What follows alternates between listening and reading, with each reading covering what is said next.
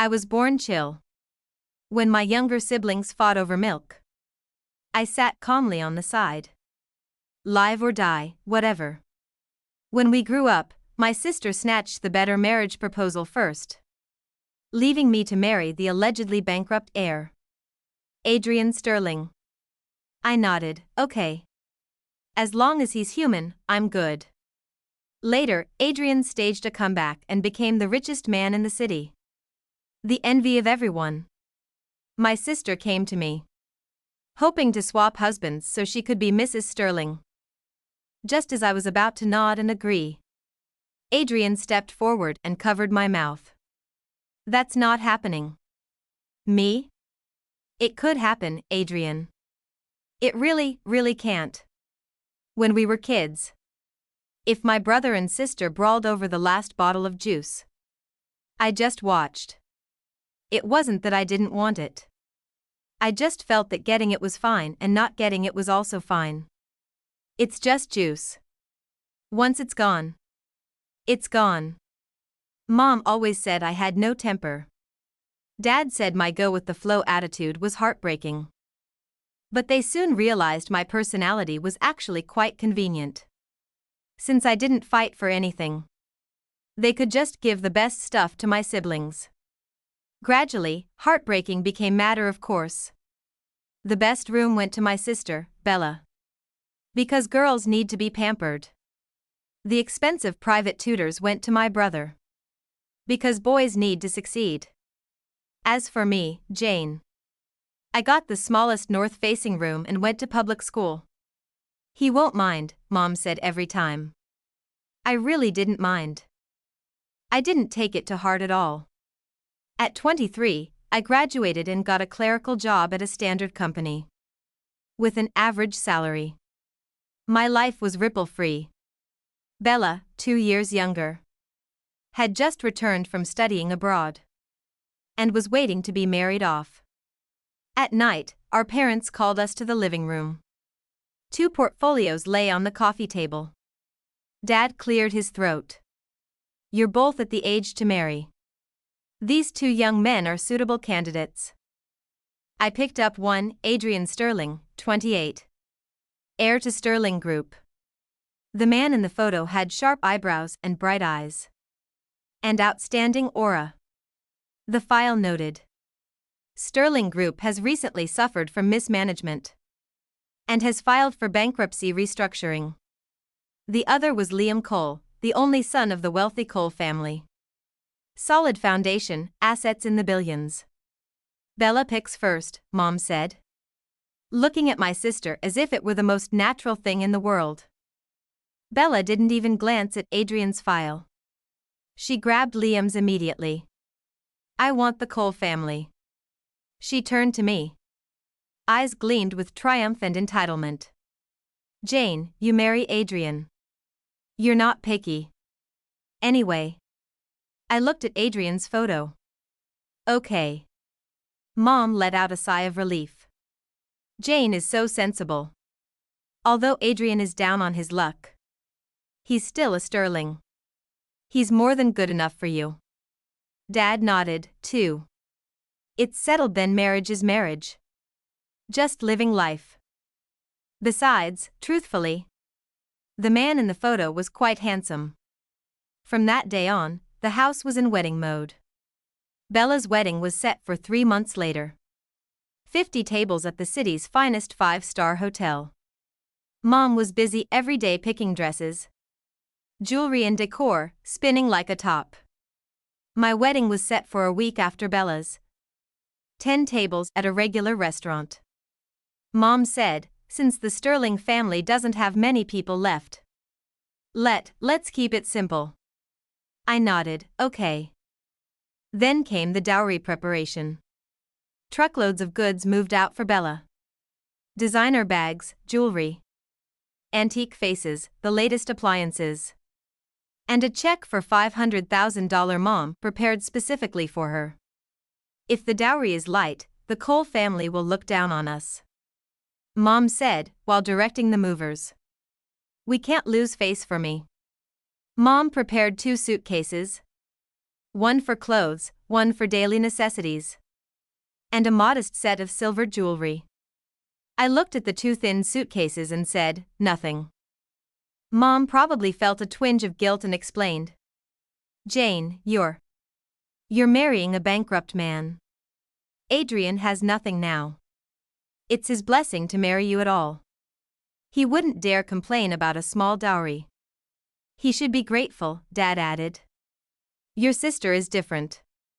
The Coles are old money. We can't let them underestimate us. You should understand. I know growing up. Bella got the best because she had to marry well. It didn't matter for me because I didn't care. Caring was useless. This logic had run smoothly in our family for over 20 years. Like a precise machine. The night before the wedding, Bella came to my room, leaning against the doorframe as I packed. Jane, don't you feel short-changed? She asked. Short-changed? How I folded clothes without looking up. Marrying a bankrupt guy, she smirked. I couldn't handle it. You don't have to. You're marrying Liam. True. She nodded with satisfaction. But don't be too sad. I heard Adrian is a decent guy. At least he won't treat you badly. I looked up at her. You're right. She paused, probably surprised by my calmness. Found it boring, shrugged and left. I continued packing, thinking I'm getting married tomorrow. Marrying a man I've never met. Starting a completely strange life. Sounds kind of interesting. It drizzled on my wedding day. Bella's wedding a week ago was star-studded and lively. I went to help watching her in a gown wearing the family jade heirloom. Holding Liam's arm, face full of happiness. For my wedding, hardly anyone came. Only a few distant relatives from the Sterling side showed up. My side of the family said they weren't feeling well and didn't come. Only a few colleagues I got along with came to support me. I wore the dress Mom prepared. A simple white dress, no veil. The makeup artist was recommended by the restaurant owner. Average skills gave me a light look. I looked in the mirror and thought I looked pretty good. The ceremony was simple. No MC. No flower girl, no complex procedures. Adrian and I exchanged rings under the witness of friends and family. Simple silver rings, probably a few $100s. I saw Adrian in person for the first time. He was taller and thinner than in the photo. He wore a suit that had been washed until it was slightly faded. But his tie was meticulous. His hair neat. There was awkwardness in his eyes. But he tried hard to maintain his dignity. His look was complex, apologetic. Yet inquiring. I'm sorry. He whispered as we exchanged rings. For making you marry someone like me. I looked at him. This man had beautiful eyes. Even in poverty, his inherent grace couldn't be hidden. It's okay. I don't care anyway. He paused, then chuckled softly. A smile mixed with indescribable bitterness. After the brief ceremony, we cut the cake. Toasted and collected the few red envelopes. Then Adrian said to me, let's go home. Home. The word sounded a bit unfamiliar. Our new home was an old apartment on the outskirts of the city. 6th floor, no elevator. I followed, listening to his heavy footsteps. He looked back at me, guilt in his eyes. Sorry for making you live in a place like this. I looked around. It's fine. At least it's quiet, smiled and opened the door. The apartment was small, about 600 square feet. One bedroom, but it was very clean. Simple furniture, clean curtains. Freshly washed sheets drying on the balcony. I spent yesterday cleaning. I said shyly. Hope you can get used to it. I looked at this small space and felt it was cozy. I will. He put the suitcases in the bedroom. Then took a stack of crumpled bills from his pocket. And placed them in my hand. This is everything I have right now. $3,000. I'm starting as a delivery driver tomorrow. I should be able to make some money. I'll support you. I took the bills, still warm, from his hand. They were smoothed out carefully. Old but clean. You keep this money if you give it all to me. What if you need cash while you're out working? I pushed the money back, my gaze frank without a shred of disdain. You don't despise me, he asked, eyes holding a cautious hope. No, as long as we can survive. Complex emotion flashed in his eyes, turning into a light sigh. You really are. He didn't finish, but I knew what he meant. Probably thought I was too easy to fool. That night, we had a simple dinner. He cooked noodles with 2 eggs. I'm not a good cook. Just make do. It's tasty. I genuinely thought so. The plain noodles tasted like home. After dinner, he volunteered to wash the dishes. I sat on the sofa watching his busy back in the kitchen, and suddenly felt that this life wasn't bad. At bedtime, he gentlemanly offered to sleep on the sofa. It's okay. The bed is big enough. Let's sleep together. My understanding of sleeping together was literally just closing eyes and sleeping. He hesitated for a long time, but chose the sofa. Let's wait until you're used to it. Lying in bed, seeing his figure curled up on the sofa through the half-open door, I felt something indescribable. This man seemed better than I imagined. The next morning, I woke up to the smell of eggs. Adrian was already up, making breakfast in his work uniform. I made you breakfast before I go, he said, placing a plate of eggs and toast on the small table. There's rice in the cooker. You can reheat it for lunch. I'll be back around 7 p.m. Okay, I nodded. Be careful. He smiled, a genuine smile that reached his eyes, and left with his delivery bag. That day, I went to work as usual. My colleagues asked about my wedding. How was it? They asked. Fine, I said. Is your husband handsome? Yes, I answered truthfully. Does he have a good job? He's starting as a delivery driver, I said, and saw their eyes widen with sympathy. Oh, that's okay, they stammered. As long as you're happy. I am, I said, and I wasn't lying. That evening, Adrian came home exhausted. His uniform was soaked with sweat. His face flushed from running around all day. But his eyes lit up when he saw me.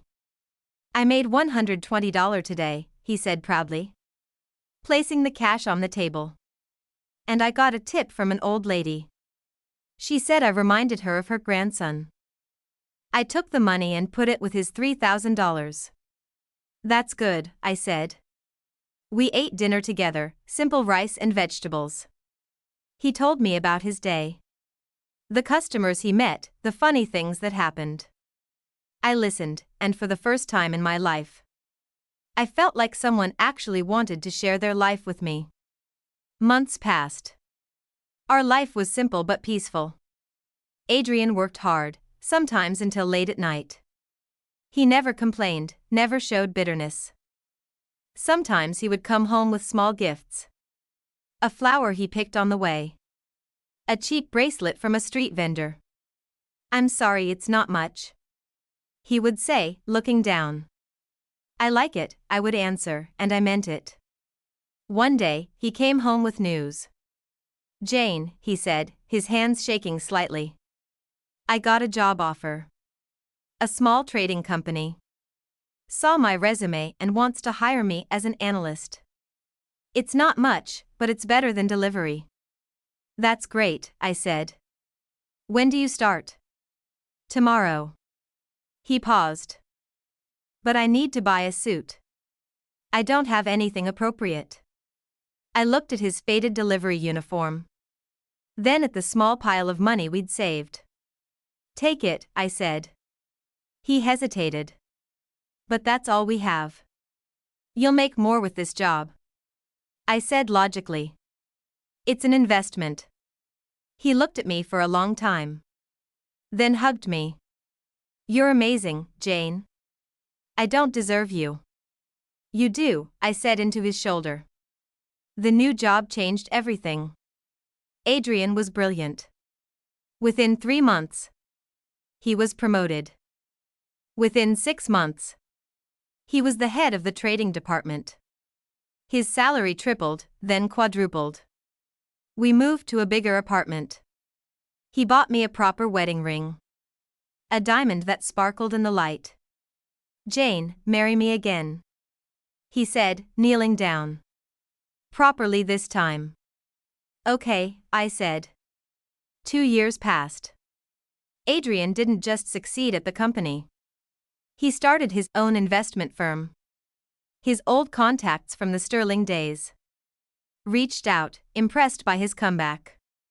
One by one, they invested. His reputation grew. The man who had lost everything was now building an empire. Then came the day that changed everything. Adrian called me from his office. Jane, can you come here? I need to show you something. I took a taxi to his new office building. In the city center. Glass walls. Marble floors, his name on the building. Sterling Capital. He was waiting for me in his office. The entire city spread out below us. Jane, he said, taking my hands. I bought it back. I bought the Sterling Group back. The bankruptcy was reversed. I'm the CEO again. I looked at him, at the man I'd married. In a simple ceremony, who had slept on my sofa. Who had made me noodles with 2 eggs. Congratulations, I said. That's good. He laughed and pulled me into his arms. You're so calm. I just told you. I'm one of the richest men in the city. And you say that's good. What did you expect me to say? I asked, genuinely confused. I don't know. Scream? Cry? Something? I'm happy for you, I said. That's enough. The news spread quickly. Adrian Sterling's comeback was the talk of the city. Newspapers wrote about him. Magazines wanted interviews. Everyone wanted to know how the bankrupt heir had risen from the ashes. Then my parents called. Jane, Mom said, her voice shaking. We saw the news. Adrian. He's the CEO of Sterling Group again? Yes, I said. And you're living with him? We're married, I said. Of course we live together. There was silence on the other end. Then Dad's voice. Jane. Can we come visit? We haven't seen you in 2 years. Okay, I said. They came the next weekend. Mom and Dad, looking older than I remembered. Bella came too, without Liam. Why isn't Liam here? I asked. Oh, he's busy, Bella said vaguely. She looked around our apartment. Her eyes wide. This is nice, she managed. Adrian was there, wearing a tailored suit. Looking every inch the successful CEO. Mom and Dad couldn't stop staring at him. Adrian, Mom said, we didn't know. It's okay, Adrian said politely. I understand. Bella kept looking between Adrian and me. Her expression unreadable. After they left, Adrian held me. They're going to want something, he said. I know, I said. I don't care. A week later, Bella called me. Jane, can we meet? Just the 2 of us. Okay, I said. We met at a cafe. Bella looked tired, her expensive clothes hanging loosely on her frame. How's Liam? I asked. We're getting a divorce, she said flatly. What? He's been having affairs. Multiple ones. And he's in debt. Gambling debt. The Cole family is cutting him off. I'm sorry, I said, and I meant it. She looked at me, her eyes desperate. Jane, you have to help me. How? Talk to Adrian. Ask him to take me back. What? Liam is ruined. I'm going to lose everything. But Adrian, he's successful now. He's rich. He can take care of me. I stared at her. You want me to ask my husband to divorce me? And marry you instead? We can swap, she said quickly. Like we swapped the marriage proposals. You can have Liam. I know he's not great. But at least he's not bankrupt. And I'll be Mrs. Sterling. Think about it, Jane. You're not picky. You never were. You'd be fine with Liam. But me. I need to be Mrs. Sterling. I need that life. I thought about it. Liam, the man who had cheated on Bella multiple times. Who was in gambling debt, whose family had cut him off. Adrian, the man who had slept on my sofa. Who had made me noodles, who had never complained. Who had worked his way back from nothing. Okay, I said. Bella's face lit up. Really? Yes, I said. I'll talk to Adrian. That evening, I told Adrian. Bella wants to swap husbands, I said. She wants you to divorce me and marry her instead. Adrian was reading a document. He looked up, his expression unreadable. And what did you say? I said okay. Adrian put down the document. Jane, he said softly. You don't have to agree to everything. I know, I said. But if she wants it. No, he said firmly. That's not happening. Why not? I asked. She's your wife's sister. She's family. You're my wife, he said. And I'm not letting you go. But it could happen, I said. It really, really can't, he said. And then he kissed me.